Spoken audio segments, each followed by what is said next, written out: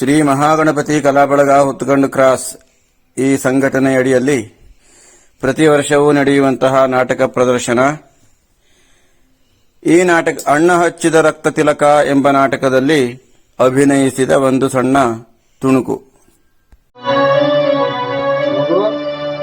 ವಾಯುವಿಹಾರಕ್ಕಾಗಿ ಬಂದ ನಾನು ನಿನ್ನನ್ನು ನೋಡಲು ಸ್ವಲ್ಪವೇ ಸ್ವಲ್ಪ ತಡವಾಗಿದ್ದರೂ ಕೂಡ ಈ ಪ್ರಪಾತದಲ್ಲಿ ಧುಮುಕಿ ನೀನು ಆತ್ಮಹತ್ಯೆಯಂತಹ ಎಂತಹ ಪ್ರಮಾದವನ್ನು ಮಾಡಿಕೊಳ್ತಾ ಇದ್ದೀಯಲ್ಲಮ್ಮ. ಸ್ವಾಮಿಗಳೇ, ನನಗೆ ಬದುಕೆ ಬೇಡವಾಗ್ಬಿಟ್ಟಿದೆ. ಯಾಕೆ ನನ್ನ ಬದುಕಿಸ್ಕೊಳ್ರಿ? ನನಗೆ ಸಾವೇ ಬೇಕಾಗಿತ್ತು, ಯಾಕೆ ಬದುಕಿಸ್ಕೊಳ್ರಿ ಅಂತ. ಆತ್ಮಹತ್ಯೆ ಮಹಾಪಾಪ ಮಗು. ಈ ಜೀವನ ಎನ್ನುವಂತಹದ್ದು ಆ ಭಗವಂತ ನಮಗೆ ಕೊಟ್ಟಂತಹ ಒಂದು ಕಾಣಿಕೆ. ಇದನ್ನ ನಾವು ಹಾಳು ಮಾಡಿಕೊಳ್ಳಬಾರದು.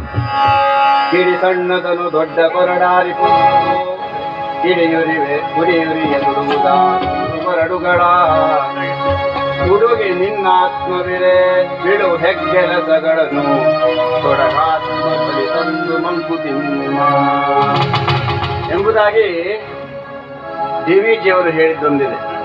ಆ ಮಹಾತ್ಮರು ಎಂಥವರು ಅಂದರೆ, ಅವರು 10ನೇ ಕ್ಲಾಸ್ನಲ್ಲಿ 3 ವಿಷಯ ಫೇಲ್ ಆಗಿದ್ದರು.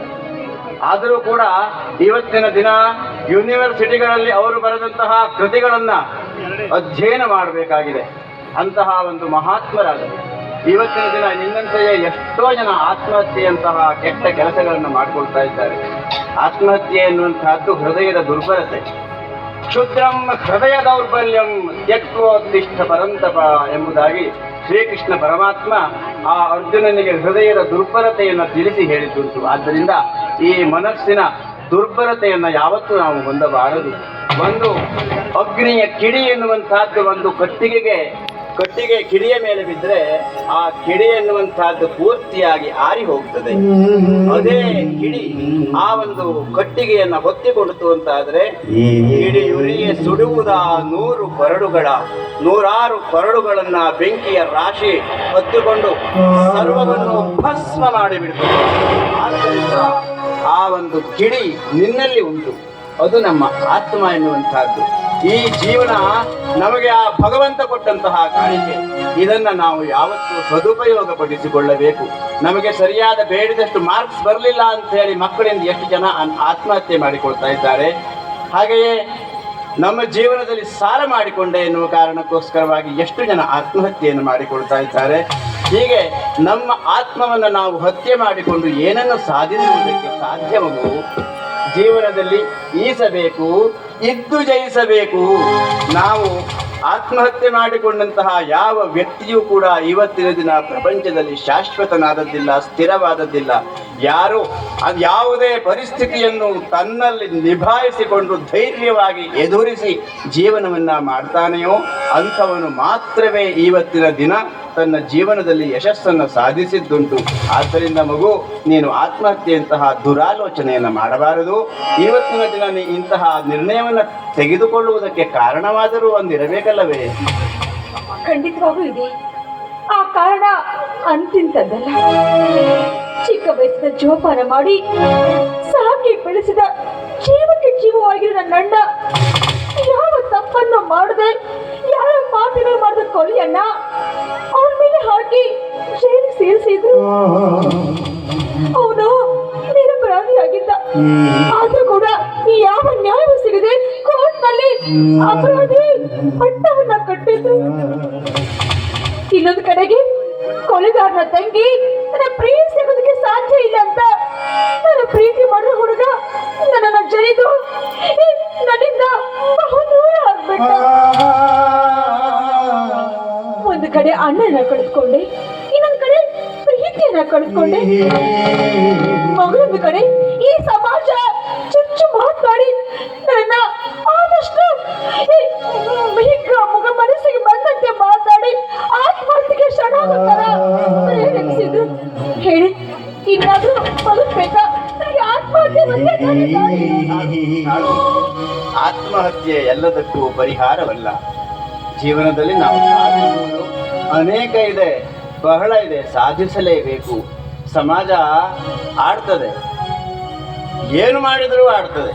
ಒಬ್ಬ ಒಂದು ಕತ್ತೆಯ ಮೇಲೆ ಕತ್ತೆಯೊಂದಿಗೆ ಸವಾರಿ ಹೋದಂತಹ ಒಂದು ಕಥೆ ಎನ್ನುವಂತಹದ್ದು ಇದೆಯಲ್ಲ, ಹಾಗೆ ಕತ್ತೆಯ ಮುಂದೆ ಹೋದ್ರು, ಹಿಂದೆ ಹೋದ್ರು, ಮೇಲೆ ಕುಳಿತು ಹೋದರು, ಹೆಂಡತಿಯನ್ನು ಕುಳಿಸಿಕೊಂಡು ಹೋದರು, ಏನು ಮಾಡಿದ್ರು ಸಮಾಜ ಆಡುವುದೇ. ಆದರೆ ನಾವು ನಮ್ಮನ್ನು ನಾವು ಗೆಲ್ಲಬೇಕು. ಅದಲ್ಲದೆ ನಿನಗೆ ವಿಶ್ವಾಸ ದ್ರೋಹವಾಯಿತು ಅಂತ ಇವತ್ತಿನ ದಿನ ಈ ವಿಶ್ವಾಸ ದ್ರೋಹದಿಂದ ನಮ್ಮ ಸಮಾಜವನ್ನೇ ಹಾಳು ಮಾಡುವಂತಹ ಒಂದು ಕೃತ್ಯವೂ ಕೂಡ ನಡೀತಾ ಇದೆ. ಅದು ಅತ್ಯಂತ ದುರಂತದ ಪರಿಸ್ಥಿತಿಯಾಗಿದೆ. ಪ್ರೀತಿಸುವಂತಹದ್ದೇನಿದೆಯಲ್ಲ, ಇದು ಈ ವಯಸ್ಸಿನ ಆಕರ್ಷಣೆ ಅಷ್ಟೇ. ಯಾರು ನಿನ್ನನ್ನು ಪ್ರೀತಿಸುವುದು? ಸ್ವಾಭಾವಿಕವಾಗಿ ನಿನಗೆ ವಿವಾಹ ಮಾಡ್ತಾ ಇರಲಿಲ್ವೇ? ನಿನಗೆ ಒಂದು ಉತ್ತಮನಾದಂತಹ ಒಂದು ವರನನ್ನು ನೋಡ್ತಾ ಇರಲಿಲ್ವೇ? ವ್ಯರ್ಥವಾಗಿ ನೀನು ವಯಸ್ಸಿನ ಕಾರಣದಲ್ಲಿ ಈ ಕಾಲೇಜಿಗೆ ಹೋಗಬೇಕಾದರೆ ಪ್ರೀತಿಸಿ ಬಿಟ್ಟಿಯಲ್ಲ. ಹೀಗೆ ಈ ಧರ್ಮಾಂಧರು ಕೂಡ ಜಿಹಾದ್ ಎನ್ನುವಂತಹ ಒಂದು ದುರುದ್ದೇಶದಿಂದ ನಮ್ಮ ಹಿಂದೂ ಯುವತಿಯರನ್ನು ತಮ್ಮ ಬಲೆಗೆ ಬೀಳಿಸಿಕೊಂಡು ಈ ಸಮಾಜದಲ್ಲಿ ಅತ್ಯಂತ ದುಷ್ಕಾರ್ಯಗಳನ್ನು ಮಾಡ್ತಾ ಇದ್ದಾರೆ.